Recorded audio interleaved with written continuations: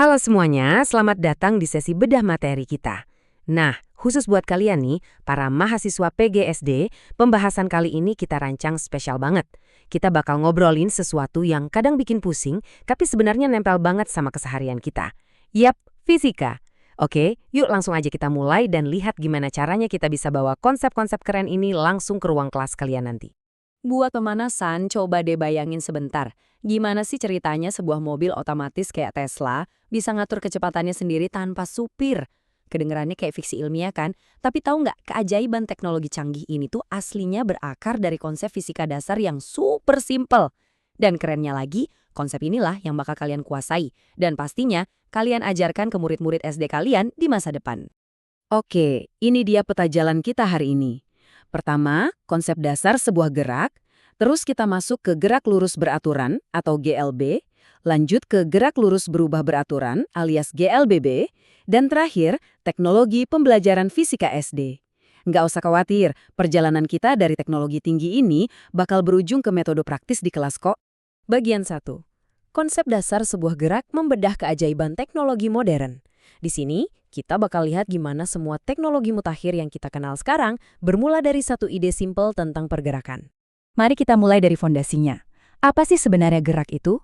Gampangnya, gerak itu cuma perubahan posisi suatu benda terhadap titik acuan dalam waktu tertentu. Konsep ini membumi banget loh. Sebuah benda dibilang bergerak kalau posisinya berubah dari sekitarnya. Contoh paling gampang, pas murid kalian jalan santai ke kelas atau kereta yang pelan-pelan ninggalin stasiun. Ya, sesederhana itu. Nah, poin krusialnya ada di 4 besaran ini. Jarak, waktu, kecepatan, dan percepatan. Ini bukan sekedar huruf-huruf acak ya. Ini tuh ibarat blok bangunan utama buat RPP kalian nanti. Kalau kita paham gimana jarak dibagi waktu itu menghasilkan kecepatan, wah, kita udah pegang kunci buat mahamin semua pergerakan di alam semesta ini. Dan yang bikin merinding, keempat besaran tadi benar-benar menghidupkan dunia nyata kita. Teknologi itu bergantung banget sama konsep gerak. Mobil otomatis kayak Tesla pakai sensor gerak buat ngitung jarak dan kecepatan dalam hitungan milidetik. Terus kereta cepat, drone yang terbang di atas kita, sampai GPS di HP kalian, semuanya itu bekerja dengan terus-terusan mengkalkulasi posisi, jarak tempuh, dan kecepatan. Keren banget kan? Lanjut ke bagian 2, gerak lurus beraturan atau GLB, kecepatan yang konsisten. Sekarang kita fokus ke jenis gerak yang paling stabil dan gampang ditebak. Ini dia definisi utamanya. GLB itu terjadi pas sebuah benda bergerak di lintasan lurus, kecepatannya selalu tetap, dan perhatikan baik-baik ya, nggak ada percepatan sama sekali. Rumusnya logis banget, kecepatan sama dengan jarak dibagi waktu.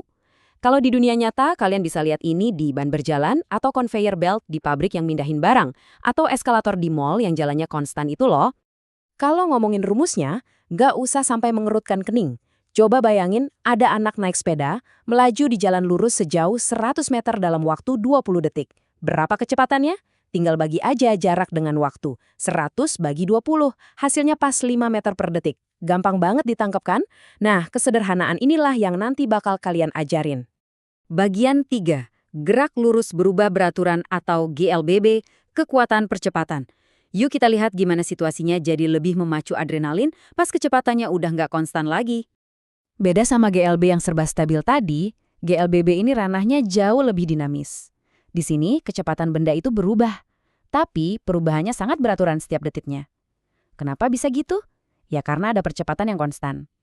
Ini bawa kita ke hitung-hitungan yang melibatkan kecepatan awal, percepatan, dan waktu, yang bikin kita bisa menebak seberapa cepat benda melesat di titik tertentu atau seberapa jauh dia bakal pergi.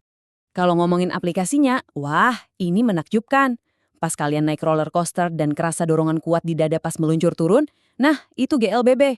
Waktu mobil modern ngerem mendadak pakai sistem ABS biar nggak tergelincir, itu perlambatan GLBB. Dan pastinya, peluncuran roket SpaceX yang nembus atmosfer bumi itu bergantung banget sama hitungan percepatan presisi ini. Dari apel yang jatuh ke tanah sampai roket keluar angkasa, aturannya sama persis. Matematikanya juga masih bersahabat kok. Coba kita bayangin bareng-bareng. Ada mobil yang awalnya diam, berarti kecepatannya 0 kan? Terus supirnya nginjek gas, dan mobil dipercepat 2 meter per sekon kuadrat selama 5 detik. Berapa kecepatannya sekarang? Kita tinggal tambahin aja kecepatan awal sama hasil kali percepatan dan waktu. 0 ditambah 2 kali 5, Hasilnya 10 meter per detik.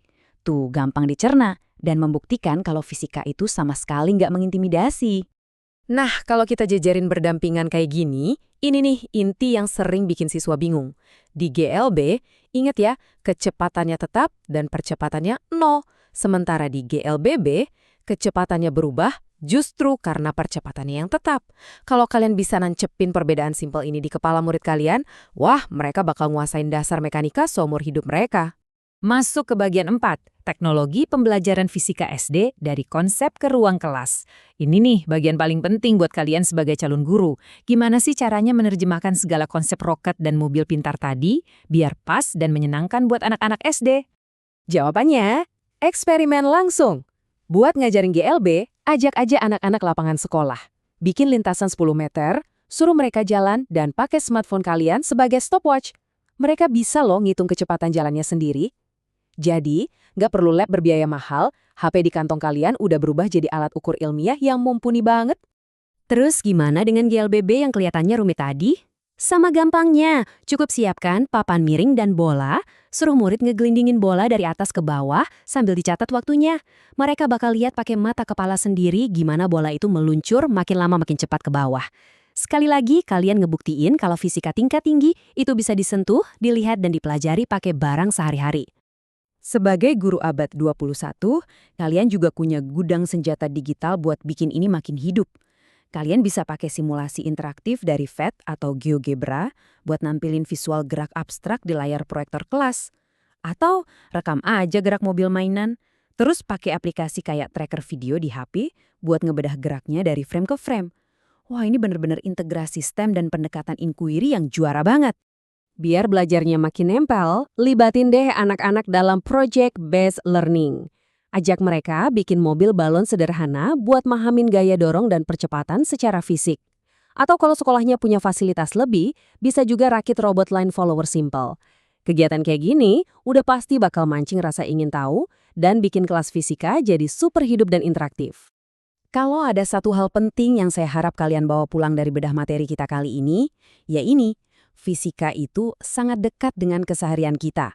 Dengan nyambungin gerak dasar ke teknologi canggih masa kini, kalian sebagai guru bisa ngubah cara pandang siswa sepenuhnya. Fisika bukan lagi cuma deretan rumus dingin di papan tulis, tapi jadi keajaiban yang berdetak di balik layar HP mereka, mobil di jalanan, sampai roket di luar angkasa. Jadi saya mau ninggalin kalian dengan satu pertanyaan ini. Siapkah kalian jadi agen perubahan yang bawa keajaiban roket dan robot ini langsung ke ruang kelas kalian? Siap buat menginspirasi generasi insinyur dan pemikir masa depan sejak mereka duduk di bangku SD? Saya sih yakin banget kalian siap. Terima kasih ya udah menyelami materi ini bareng-bareng. Sampai jumpa di sesi pembahasan berikutnya. Teruslah belajar dan teruslah menginspirasi.